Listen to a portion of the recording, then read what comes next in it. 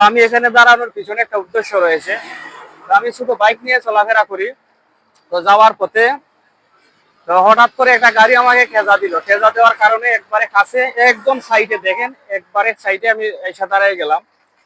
তো আমার আর উপায় ছিল না এর চেয়ে ক্লোজ হওয়ার বা আরো সাইডে যাওয়ার।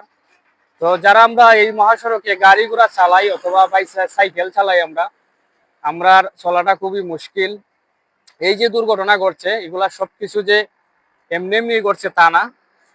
অনেক দুর্ঘটনাই অসাবধানতার কারণে ঘটছে, বিশেষ করে বেপরোয়া গাড়ি চালানো আর বিশেষ করে ওভারটেকিং। ওভারটেকিংটা হচ্ছে বিশেষ কারণ দুর্ঘটনার, মানে প্রতিযোগিতা। একটা প্রতিযোগিতা রয়েছে গাড়ি চালানোর, কার আগে কে যাবে। তো যে বাসগুলা রয়েছে এরা অসম প্রতিযোগিতা করে এই রোডের মধ্যে দিয়ে। এই প্রতিযোগিতার কারণেই দুর্ঘটনা বেশি ঘটে, কার আগে কে যাবে এই প্রতিযোগিতাটা করা যাবে না। এছাড়াও রয়েছে ফিটনেসবিহীন গাড়ির অভাব নাই, অদক্ষ চালক রয়েছেন যাদের লাইসেন্স নাই অথবা দক্ষতা নেই। এই কারণে দুর্ঘটনাগুলা ঘটতেছে আমার মতে বা আমার মনে হচ্ছে। এছাড়া অদক্ষ স্টাফ রয়েছে গাড়িতে অথবা এই রোডে যে যানগুলা চলাচল করে প্রত্যেকটা ড্রাইভারের অসাবধানতা রয়েছে। তো সবাই এই দুর্ঘটনা থেকে বাঁচতে সবাইকে সাবধানে গাড়ি চালাতে হবে। ড্রাইভার, বিশেষ করে ড্রাইভার বা ভাই যারা রয়েছেন, ড্রাইভার বড় বড় কোচ চালান বা বাস চালান, যে ড্রাইভার ভাইগুলা রয়েছেন, প্লিজ বিনীতভাবে আপনাদের প্রতি অনুরোধ, এই ওভারটেকিংটা করবেন না।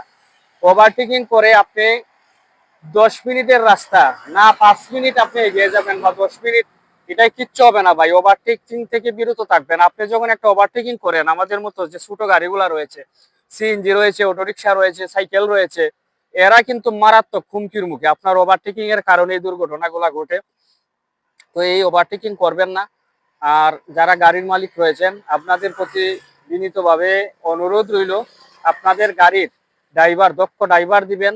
এছাড়াও যাদের লাইসেন্স আছে কিনা এগুলো চেক করবেন। এছাড়া প্রশাসনের একটা গুরুত্বপূর্ণ ভূমিকা রয়েছে এই রোডের মধ্যে।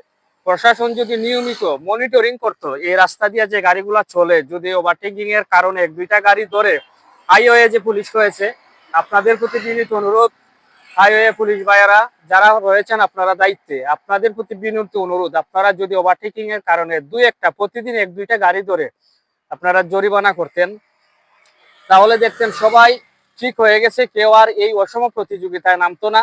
সর্বোপরি এই দুর্ঘটনা থেকে বাঁচার জন্য সবাই সচেতন হওয়ার প্রয়োজন। ড্রাইভার ভাই যারা রয়েছেন ওভারটেকিং থেকে বিরত থাকবেন। আর অদক্ষ ড্রাইভার যারা রয়েছেন তাদের দ্বারা যেন এই রোডে গাড়ি চালানো না হয়। পাশাপাশি আমরা যারা রয়েছে আমরাও সতর্কতার সহিত রাস্তাঘাটে ছোট ছোট গাড়ি চালাবো বা সাইকেল চালাবো। এছাড়াও যারা যাত্রী রয়েছে পারাপারে আমরাও সচেতন হওয়ার প্রয়োজন। কারণ একটি দুর্ঘটনার প্রধান কারণ হচ্ছে অসাবধানতা। সামান্য একটু সচেতনতার কারণে বড় ধরনের দুর্ঘটনা থেকে হয়তো আমরা বেঁচে যাব। সবাই ভালো থাকবেন, ভিডিওটি বেশি বেশি করে শেয়ার করে দিবেন। আসসালামু আলাইকুম।